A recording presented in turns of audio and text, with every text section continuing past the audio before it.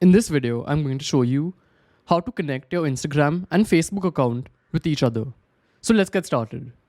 So to do this, you need to go to your Instagram account, and once you've opened it, just go to your profile page and click on the three lines which are on the top right.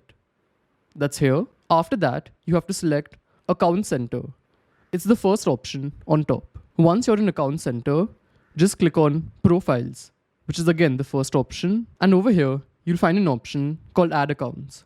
So click on this. Then here, just select Facebook account. And if you have Facebook on your phone, then it will automatically add the account since you're logged in. But if you don't have an account, then they'll ask you to enter your Facebook login ID details. So as you can see, for me, it's already come here. So I'll just click on Continue. Then here, just click on Yes, Finish Adding.